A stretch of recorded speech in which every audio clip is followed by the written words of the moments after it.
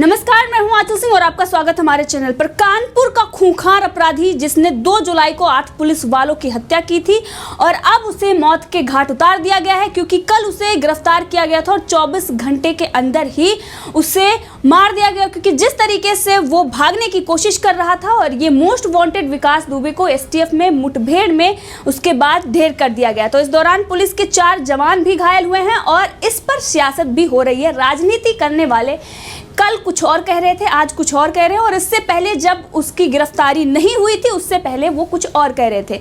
यहाँ तक कि अखिलेश यादव से लेके तमाम ऐसे नेता हैं, चाहे वो प्रियंका गांधी वाड्रा हो, राजीव त्यागी, जो अब इस पर सवाल उठा रहे हैं और इससे पहले भी वो सवाल उठा रहे थे। यानी कि जब गिरफ्तारी हुई तब भी सवाल उठा रहे थे, अब एनकाउंटर में मार दिया गया तो तब भी सवाल उठा रहे हैं। यहाँ तक कि अब जातिवाद भी उत्तर प्रदेश में किस तरीके से कांग्रेस फैला रही है। इससे पहले कांग्रेस ये कहती थी कि हम धर्म के आधार पर और जाति के आधार पर नहीं बांटते, लेकिन अगर किसी ने देश को सबसे ज्यादा बांटा है तो वो कांग्रेस है। चाहे वो मध्य प्रदेश में हो, राजस्थान में हो, उत्तर प्रदेश या दक्षिण भारत में हो, तमाम तरीके के इनके प्रोपेगेंडे चल जाते हैं। अगर दिल्ली में बात करेंगे तो अल्पसंख्यक विरोधी भाजपा है, ऐसा आरोप लगाते हैं। और उत्तर प्रदेश की बात करें तो अब वहां पर बोल रहे हैं कि ब्राह्मण विरोधी है। इससे पहले राजस्थान में अगर बात करें तो वहां राजपूत विरोधी, गुजरात की बात करें तो वहां पटेल विरोधी, मध्य प्रदेश की बात करें तो वहां दलित विरोधी। अभी कुछ दिन पहले ही देखा किस तरीके से प्रियंका गांधी वाड्रा का कहना था कि आरक्षण भाजपा खत्म करना चाहती है और इस पर भाजपा दलित विरोधी है। लेकिन तमाम तरीके के ये प्रोपेगेंडे चलाते हैं और आज ये बोल रहे हैं ब्राह्मण विरोधी। हर किसी को ये विरोधी बता देते हैं। जब कोई अपराधी पकड़ा जाता है और उसको मौत के घाट उतारा जाता है तो सबसे ज्यादा अगर रोना कोई रोता है तो वो कांग्रेस है। चाहे कोई बड़े बड़े आतंकवादी मारे जाते हैं तब भी ये कहते हैं कि अल्पसंख्यक विरोधी है और इसीलिए उस पर कार्रवाई कर रहे हैं। और अब जब ब्राह्मण, यहाँ पर एक ब्राह्मण है और जब वो अपराधी है, सबसे बड़ी बात जो है वो खूंखार अपराधी है। और अब उसके बाद उत्तर प्रदेश में एक तरीके से खुशी है, क्योंकि इतना बड़ा अपराधी, खूंखार अपराधी जिसने 8 पुलिस वालों की निर्मम हत्या की हो और इससे पहले 60 से ज्यादा आपराधिक मामले उसके नाम पर हो और उसको एनकाउंटर में मौत के घाट उतार दिया जाता है। जनता खुश है, लेकिन अगर कोई सबसे ज्यादा दुखी है तो अखिलेश यादव, राजीव त्यागी और तमाम कांग्रेस के नेता और समाजवादी पार्टी के नेता, क्योंकि समाजवादी पार्टी ही संरक्षण देती थी। जिस तरीके से पुलिस वालों ने पहले भी खुलासे किए थे कि उनको यहां तक कि अगर कोई आतंकवादी उत्तर प्रदेश में मर जाता था तो उस पर पुलिस वालों पर कार्रवाई की जाती थी और उनको ये कहा जाता था आखिर कैसे मर गया। यहां तक कि उनको सस्पेंड करने की भी धमकी दी जाती थी और सस्पेंड भी कई मामलों में कर दिया गया है। और जो लोग वहां से अपराधियों को संरक्षण देते थे उनको बड़े पद देते थे और किस तरीके से उनको भी समाजवादी पार्टी अपने संरक्षण में रखती थी और उनके कहने पर किस तरीके से सरकारी नौकरियों के जो द्वार होते हैं उनके लिए खोल दिए जाते थे। और इसी पर राजीव त्यागी जो कांग्रेस के प्रवक्ता हैं वो किस तरीके से कह रहे हैं कि ब्राह्मण विरोधी मोदी और योगी, ब्राह्मणवाद एक संस्कार है, राजधर्म है, आचरण है, एक विचार है जिसमें सभी के प्रति सम्मान के साथ खुद का भी सम्मान बरकरार रखना है। इस कार्य को कोई भी व्यक्ति कर सकता है। यहाँ पर राजीव त्यागी जातिवाद लेकर आ गए। उन्होंने कहा कि भाजपा ब्राह्मण विरोधी है, ये एक अपराधी है, खूंखार अपराधी, और उसको जब तक नहीं मारा गया था तब तक ये कह रहे थे कि अब उनको संरक्षण देंगे। उसको जिंदा गिरफ्तार किया गया है, भाजपा उसको बचा रही, और जब उसको मौत के घाट उतार दिया गया तो इनका कहना है कि आखिर उनको मौत के घाट क्यों उतारा गया, क्या इस पर सरकार बताएगी कि उनके राज क्या थे, इसको छुपाने के लिए। लेकिन इस पर घटिया और ओछी राजनीति कर रही है। फूट डालो, राज करो, यही जो अंग्रेजों से सीखा वही आज कांग्रेस कर रही है। क्योंकि आपको पता होगा कि कांग्रेस पार्टी की स्थापना किसने की थी, वो भी एक अंग्रेज ने की थी और आज कांग्रेस उसी विचारधारा पर चल रही है। देश में फूट डालो, राज करो, इसीलिए ये इस तरीके के सवाल उठा रही है। वहीं पर अखिलेश यादव का ये कहना है कि दरअसल ये कार पलटी नहीं है, राज खुलने के डर से पलटने से बचाई गई है। लेकिन अखिलेश यादव के जिस तरीके से राज खुल रहे थे, आज अखिलेश यादव ये सोच रहे होंगे कि आखिर इससे पहले जब वो पुलिस कस्टडी में था उसने क्या क्या बयान दिया, क्या क्या खुलासे किए, और इसी डर से अखिलेश यादव इस तरीके के ट्वीट कर रहे हैं। लेकिन वो समाजवादी पार्टी का ही नेता था, उनकी मां ने भी बयान दिया था और इस पर किस तरीके से पल्ला झाड़ रही है समाजवादी पार्टी। लेकिन उनकी पत्नी का जो वो रसीद सामने आ रही है वो आजीवन सदस्य थी समाजवादी पार्टी की, लेकिन उसके बावजूद भी अखिलेश यादव इस तरीके के इसलिए ट्वीट कर रहे हैं क्योंकि सबसे ज्यादा दुख समाजवादी पार्टी को ही हुआ है, क्योंकि उनका एक कार्यकर्ता, उनका एक नेता एनकाउंटर में मारा गया है। एक खूंखार अपराधी को पुलिस वालों ने आज मौत के घाट उतार दिया है और इसीलिए इनका रोना सामने आ रहा है। इससे पहले हमने कई सारी वीडियो बनाई, उसमें आपको दिखाया था कि किस तरीके से 8 पुलिस वालों को मौत के घाट उतार दिया जाता है, लेकिन उनके लिए कोई भी आवाज नहीं उठाता है। और यही अगर कोई अपराधी की जान गई होती तो मानव अधिकार भी सामने आता और उस वक्त ये सारे ही जो सो कॉल्ड इंटेलेक्चुअल हैं, जो अपने आप को इंटेलेक्चुअल बोलते हैं, वो आ जाएंगे। जो अवार्ड वापसी गैंग है वो भी आ जाएगी। और आज वही हुआ है, जैसे ही एनकाउंटर हुआ ये सारे सामने आ गए हों और अब ये रोना रो रहे हैं। अखिलेश यादव ये कह रहे हैं कि कार पलटी नहीं है, राज खुलने से सरकार पलटने से बचाई गई है। तो अगर किसी के राज खुल रहे थे तो वो समाजवादी पार्टी के ही राज खुल रहे थे।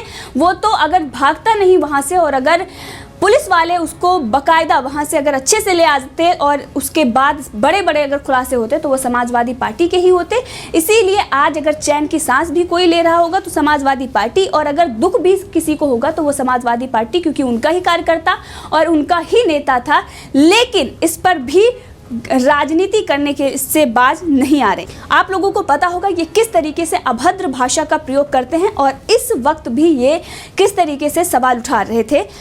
इनका कहना था कि जिसका एनकाउंटर करना था उसे सरेंडर कराया, यानी कि इन्होंने सवाल यहाँ पर भी उठाया जब उनको गिरफ्तार किया गया, उन पर भी इन्होंने सवाल उठाया और कहा कि जो सरेंडर करने वाले थे उनको चुन चुन जात देखकर मारा गया।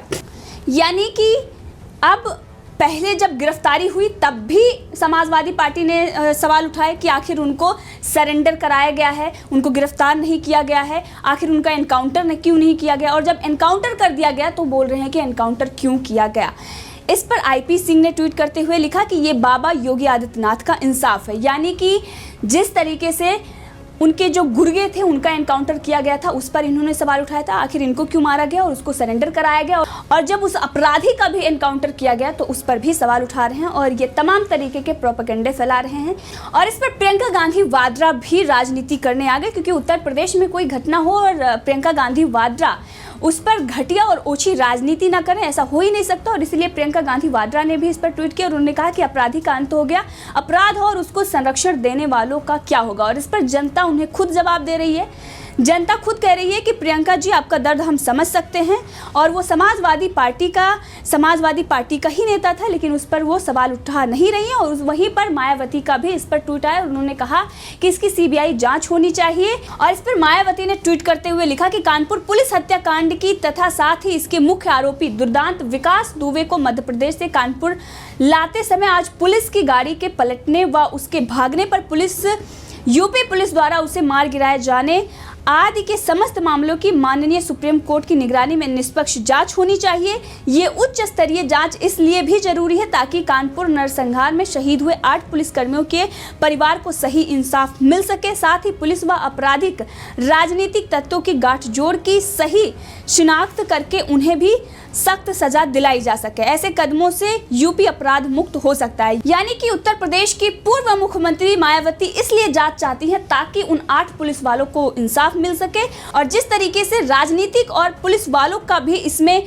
गठजोड़ था वो भी सामने आ सके, इसलिए उन्होंने जांच की मांग की है। यानी कि उन्होंने योगी सरकार पर और पुलिस पर सवाल नहीं उठाए हैं, लेकिन इसके साथ ही जिस तरीके से कांग्रेस और समाजवादी पार्टी यहाँ पर घटिया और ओछी राजनीति कर रही है उससे हम साफ देख सकते हैं कि अब इनका जातवादी का भी प्रोपेगेंडा यहाँ सामने आ गया, जातिवादी भी फैला रहे हैं। और दूसरी तरफ पहले जो ये कह रहे थे कि आपने गिरफ्तार क्यों किया, एनकाउंटर क्यों नहीं किया, अब उस पर भी सवाल उठा रहे हैं। एक तरफ मानव अधिकार की आखिर उसको मारा क्यों गया, और इस पर जनता भी उनको जवाब दे रही है कि ये योगी सरकार है, ये बिरयानी बिल्कुल भी नहीं खिलाएगी। अगर कोई भी अपराध करेगा तो उसको उस अपराध की सजा मिलेगी।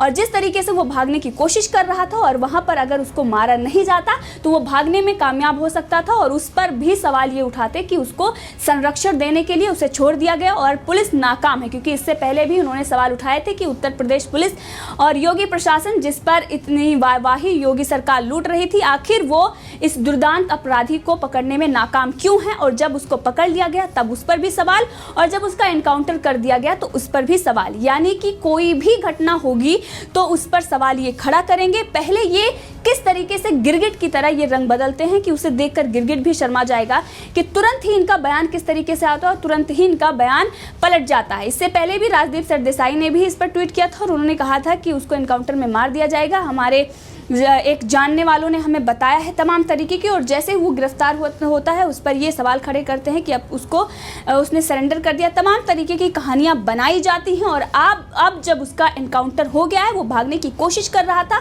अगर भाग जाता तो उस पर भी सवाल उठाते, और जब उसका एनकाउंटर कर दिया गया तब उस पर भी अब ये सवाल उठा रहे हैं। तमाम तरीके के जो अपने आप को पत्रकार कहते हैं वो भी, सो कॉल्ड इंटेलेक्चुअल लोग और अवार्ड वापसी गैंग और कांग्रेस के जितने भी चाटुकार नेता हैं वो, चाहे उनके प्रवक्ता हों, और दिग्विजय भी इस पर सवाल उठा रहे थे। दिग्विजय सिंह का ये कहना था कि ये पता लगाना आवश्यक है कि विकास दुबे ने मध्य प्रदेश के उज्जैन महाकाल को सरेंडर के लिए क्यों चुना। मध्य प्रदेश के कौन से प्रभावशाली व्यक्ति के भरोसे वो यहाँ उत्तर प्रदेश पुलिस के एनकाउंटर से बचने आया था। यानी कि उन्होंने सीधा सीधा निशाना शिवराज सिंह पर साधा था और ये दिखाने की कोशिश की थी कि शिवराज सिंह चौहान के भरोसे वो वहां से आया था और उन्हें बचाने की कोशिश की जा रही है। और जब एनकाउंटर में उनको मार दिया गया तब भी वो सवाल उठा रहे हैं और यहाँ पर वो जातिवाद भी फैला रहे हैं और ये कह रहे हैं कि ब्राह्मण विरोधी और इसलिए उसे मार दिया गया। नहीं मारा गया तो शिवराज सिंह चौहान उनको संरक्षण देना चाह रही थी, उनको इसलिए बचा रही थी, इसलिए वो मध्य प्रदेश आया था, उन्हीं के भरोसे आया था, और जब उसे मार दिया गया तो ब्राह्मण विरोधी है इसलिए मार दिया गया। प्रियंका गांधी वाड्रा ने भी इस पर जिस तरीके से कहा कि संरक्षण देने और उन लोगों का क्या है, यानी कि वो इस पर भी राजनीति करेंगी और ये कहने की कोशिश कर रही हैं कि जो भी समाजवादी पार्टी के नेता उसमें शामिल थे उनकी जांच करनी चाहिए, क्योंकि वो खुलकर नहीं कह पा रही हैं, क्योंकि इससे पहले उन्होंने जो ठगबंधन किया था उस गठबंधन में अखिलेश यादव से अभी भी उनकी घनिष्ठ मित्रता है और उनको ये पता है कि आने वाले दिनों में जब चुनाव होंगे तो अकेले दम पर कांग्रेस जीत नहीं सकती है। हो सकता है अखिलेश से अगर हमें गठबंधन, अपना ठगबंधन बनाना हो तो हमारे लिए रास्ते आसान हो, इसीलिए वो समाजवादी पार्टी पर निशाना नहीं साधती है, नहीं उठाती, जबकि वो समाजवादी पार्टी का नाम लेना चाहती हैं, लेकिन वो इसीलिए भाजपा पर आरोप लगाती हैं क्योंकि उनको पता है कि अगर कोई सामने वाला शक्तिशाली है तो उससे हम अकेले नहीं लड़ सकते, तो हमें गठबंधन बनाना चाहिए और उसके लिए अगर कोई गलत भी है तो उसको हमें अपने साथ कर लेना चाहिए और उस पर बिल्कुल भी आरोप नहीं लगाना चाहिए। इसीलिए प्रियंका गांधी वाड्रा बोल नहीं पा रही है और इसीलिए वो भाजपा पर सवाल उठा रही हैं इतने दिन से, और यूपी पुलिस पर भी वो सवाल उठा रही थी और जब एनकाउंटर हो गया तब भी वो सरकार पर भी सवाल उठा रही हैं। तो ये देखने वाली बात है यहाँ पर कि ओछी और घटिया राजनीति करके यहाँ पर ये बताया जा रहा है कि योगी सरकार ब्राह्मण विरोधी है इसलिए मार रही है, और इससे पहले जब आतंकवादी मारा जाता था तब ये कहते कि अल्पसंख्यक विरोधी है भाजपा इसलिए उस पर कार्रवाई कर रही है। तो कोई भी आतंकवादी मरता है तो दुख कांग्रेस को होता है और कांग्रेस के साथ साथ सपा को भी होता है, क्योंकि उत्तर प्रदेश में अपराधियों को संरक्षण देने के लिए समाजवादी पूरे देश में कुख्यात है और इसीलिए आज समाजवादी का भी दर्द सामने आ रहा है। आज उत्तर प्रदेश का कुख्यात अपराधी का अंत हो गया और उसके बाद मातम वो तमाम लोग मना रहे हैं जो उसको संरक्षण दे रहे थे, और इसी पर ये कह रहे हैं कि ये फेक एनकाउंटर है, क्योंकि इससे पहले किसी का भी एनकाउंटर किया जाता था तो वो यही बताते थे फेक एनकाउंटर। और इससे पहले जब विकास दुबे बचा था तब इस पर भी सवाल उठा रहे थे और ये कह रहे थे कि आखिर इतना दुर्दांत अपराधी बचा कैसे है उत्तर प्रदेश में। अगर योगी सरकार अपराधियों को चुन चुन कर मार रही थी तो आखिर ये कैसे बच गया, और आज जब उसको मार दिया गया तब उस पर भी ओछी और घटिया राजनीति कर रहे हैं, और जब कुख्यात अपराधी को गिरफ्तार किया गया था तब भी सवाल उठा रहे थे और जब एनकाउंटर हो गया तब भी सवाल उठा रहे हैं। तो यानी हर हाल में इनको राजनीति करनी है, लेकिन जनता को भी एक सवाल का जवाब चाहिए प्रियंका गांधी वाड्रा से भी कि भोपाल में जो गैस कांड हुआ था उसके आरोपियों को क्यों आज तक सजा नहीं मिली, जो आज ये सवाल उठा रही हैं। तो योगी सरकार में कोई भी अपराधी हो वो बच नहीं सकता, और उत्तर प्रदेश के लिए आज खुशी का दिन है क्योंकि जिस तरीके से विकास दुबे मारा गया है, एक बहुत बड़ा राक्षस था जिसका वध किया गया है, और अब इस पर राजनीति नहीं करनी चाहिए बल्कि जो इससे जुड़े अपराधी हैं उनको भी सजा मिलनी चाहिए। और इसी मुद्दे पर आप भी अपनी राय रख सकते हैं, कमेंट करके जरूर बताएं। अगर आपने अभी तक चैनल को सब्सक्राइब नहीं किया है तो कर लें ताकि हर अपडेट आप तक पहुंचती रहे।